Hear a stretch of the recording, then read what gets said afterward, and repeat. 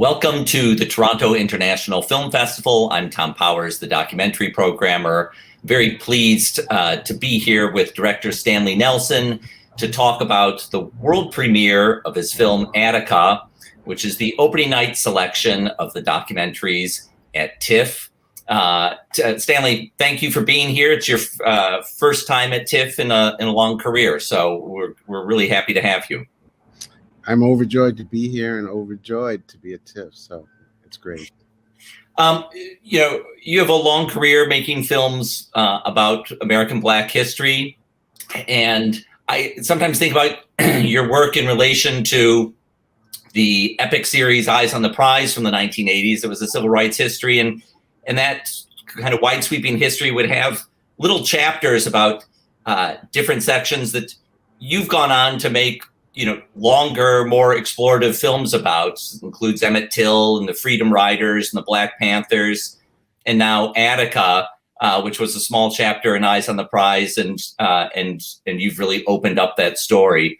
I wonder what it was about Attica that called out to you to make it a film now. One of the things about Attica was that it was such an important event to so many people. It was kind of a marker in history. And I had been thinking about making a film on Attica for probably 15 or 20 years. And it all the pieces just kind of fell in place to start making the film now.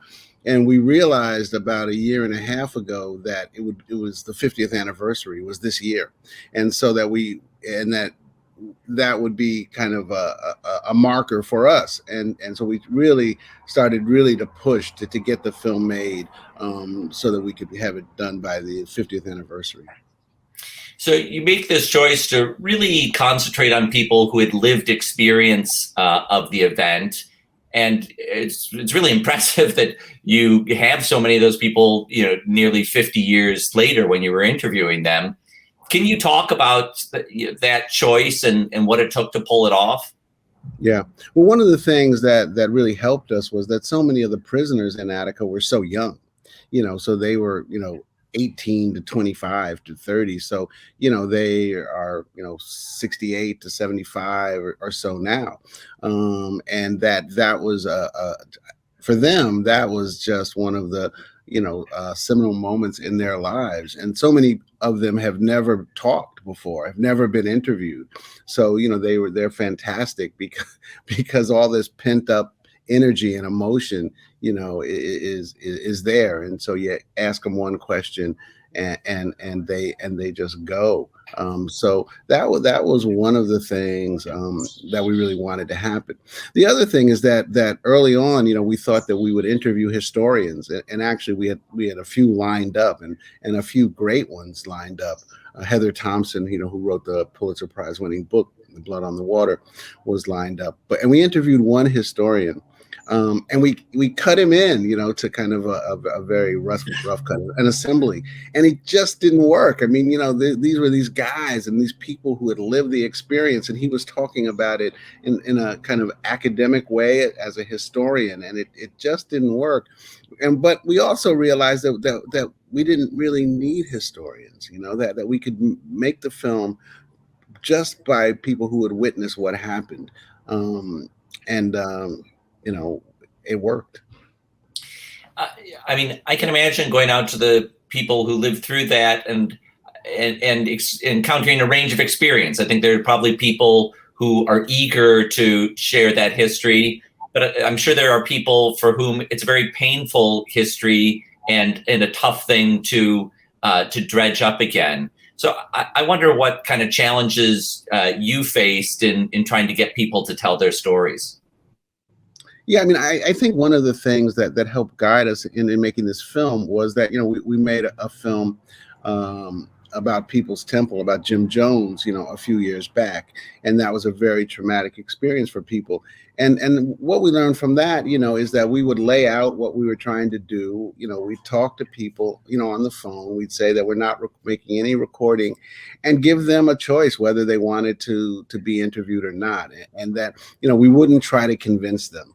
and as producers of docs, we're pretty good at convincing people. You can tell people, anything. It'll really help to tell your story. It'll help you.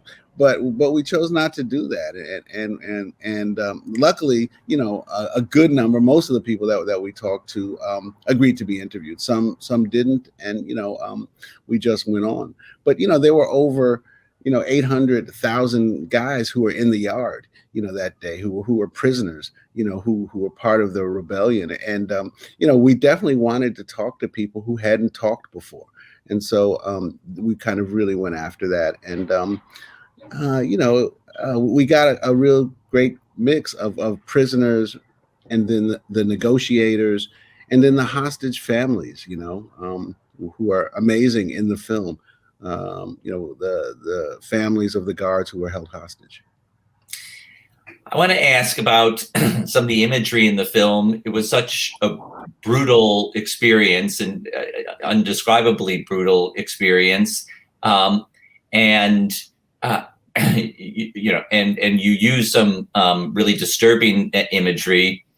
I wonder if you can talk about the choices that you made and what to use, what to hold back. Yeah, I mean, it was so brutal, as you say. We felt that we had to show it, and one of the things that it is really surprising is some of the most brutal images is not the images of the guys being shot and the blood and the bodies. It's what happened after, the making people crawl through mud and through latrines and nude and stripped nude with their hands on their head and stuff like that. In many ways, that's the most brutal imagery. And for the few people who've seen the film, basically my family, they all talk about the images of those images, and nobody's really talked about too much about the bloody images that you see, but it's always kind of a balancing act, because you want to show the brutality, but you don't want to kind of take people's faces and mush them in it, and make people have to see stuff where you go over the top. I hope we didn't go over the top. We'll see. Again, it's the premiere at Tiff, and so we'll see how the audience reacts. Well, talking about images, can you talk about the effort of your archival researchers to source these images, and what are the things that you uncovered that maybe you hadn't seen before in other coverage of Attica? Yeah, I mean, I think one of the things that nobody has ever done is the amount of research that we did to find images and find everything we possibly could. So, besides looking at ABC, CBS, NBC, which were the three networks at that time, we also looked at PBS. We also looked at the local Buffalo station, Rochester stations, anything, because they were the closest cities to Attica, which is kind of in the middle of nowhere. We found these incredible black and white tapes that the New York State Police shot, surveillance tapes that they shot through the whole riot, they was like the old Portapack, which was kind of the first portable videotape, and it was only black and white, and the quality wasn't great, and the quality is not great, but it's so amazing footage. And also they kept the mic open, so they talked throughout the whole thing. They talked about the prisoners and the sharpshooters and everything. So we had all that. And what was really interesting is we found a whole bunch of footage and stills that the networks couldn't find anymore. So we did our best to source it, and then got our lawyer to either fair use it or what's the term called, where we kind of did a best practice. We looked as best we could. We left a paper trail, and some footage we found that was in other films, or we just came across, and it was marked NBC, and NBC would say, well, we don't have that footage anymore. So we just paid NBC for it and kept on moving. Um, one of the challenges for a historian is to give a contemporary audience a feeling of context for that time 50 years ago, to help us understand the politics, the cultural zeitgeist. And I wonder, what were some of the things that you felt were really important to get across about 1971 that a contemporary audience might miss otherwise? Yeah, I mean, I think that was really important, and we actually filmed a lot more about what was happening in the cities and all like that. But we kind of boiled it down to, what was happening in prisons, where they were listening to Malcolm X, they were listening to George Jackson, they were listening to the Black Panthers, and Black Panthers would be arrested and bring the Black Panther movement into the prison. Black Muslims would bring the movement into the prison, and so that the attitude of prisoners started to change, and as they say, they were much more rebellious. You see footage of the prisoners at Attica before the riot, with the clenched fist, and and that was part of what was happening.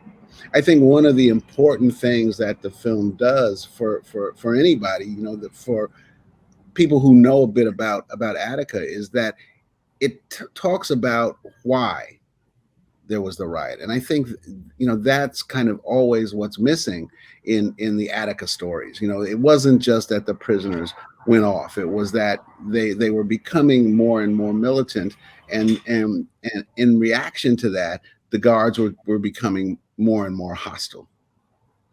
Yeah.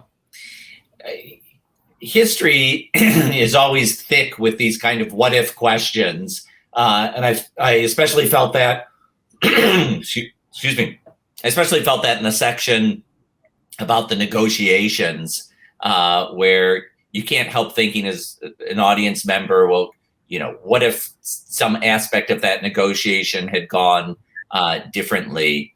And I wonder, as a historian, how you kind of confront the what if questions, which I guess to some extent are irrelevant, because a what if scenario is not what happened. Right. Well, I think the film lays it out there, and the audience can draw their own conclusion. I think it's very clear from so many different sides, that Rockefeller could have changed what happened, and could have done it differently, and that he refused to even go up there. And they were begging him, and not the prisoners, but the negotiators, who were friends of Rockefeller, who included, Senator John Dunn, who include senators and publishers of newspapers, and Congressman Badillo and others. They were just asking him to come up, and not go inside, but just come up and lay your hands on it.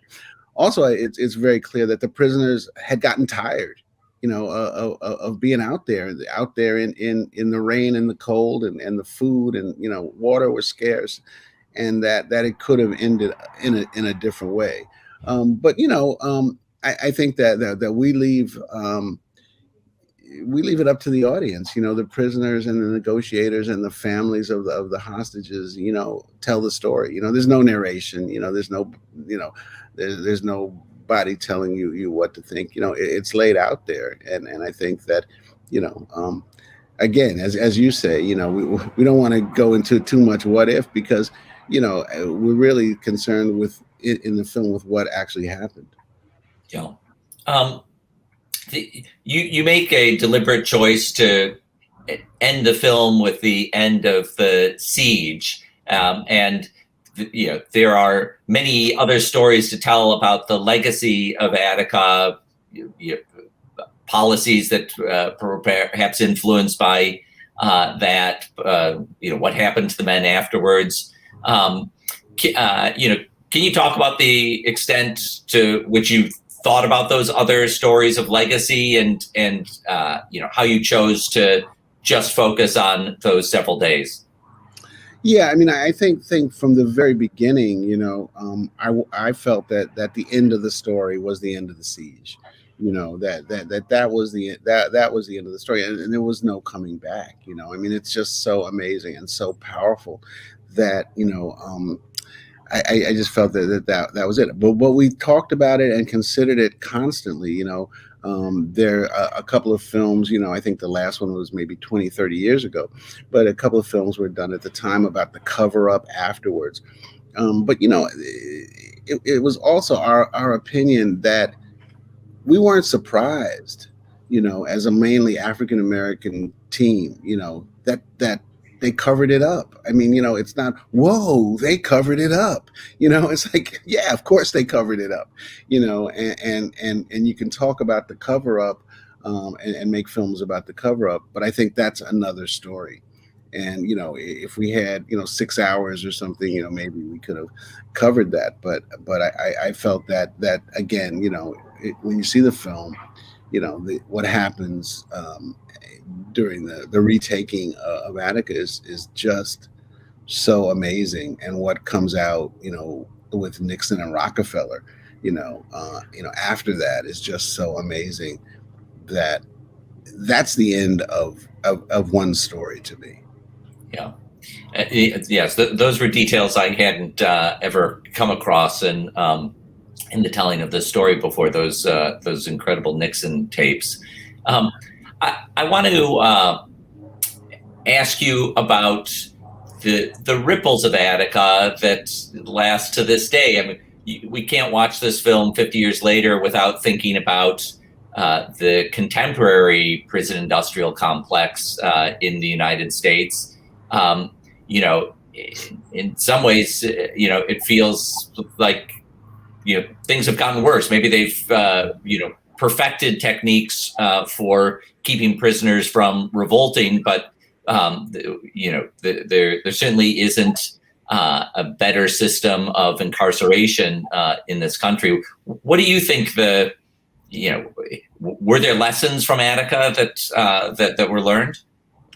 I mean, I think there could have been lessons. I don't think that there were, in many ways, lasting lessons.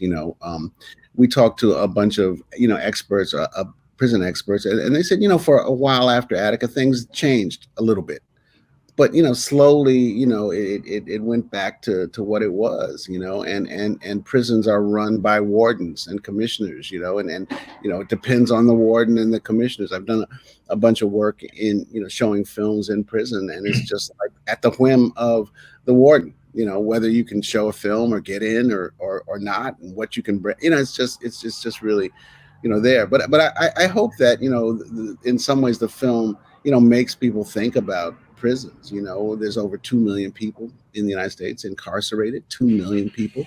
Where the guy says that was the first night. It's the first time he's seen the stars in 22 years. That you think about the fact that right at this moment, 2 million people are in prison. And tonight 2 million people will go to bed in prison, and tomorrow morning 2 million people will wake up in prison. And it's just, and prisons in some ways serve the purpose that we want them to serve. We put people in prison and forget about them, and that's what we want to do. We just want to forget about them. And I hope at least a little bit, people start thinking about the fact that 2 million people are in prison. As I finish this, I want to ask you about your larger organization, Firelight Media, that you and your wife, Marcia Smith, run. In addition to the films that you produce, you have a laboratory and talent development section to the nonprofit Firelight Media, training new young filmmakers. And the organization just got some big infusions of donations, and I wonder if you can talk about what the mission of Firelight Media is today. Yeah, I mean, the idea of Firelight Media is that we provide mentorship to filmmakers of color, throughout the United States. We've just started a year or so ago the William Greaves Fund that works with mid-career filmmakers, and actually works with mid-career filmmakers in the United States and in Brazil, but really to help filmmakers, make their films and get their films out there in the world and provide, any kind of mentorship and support that we can.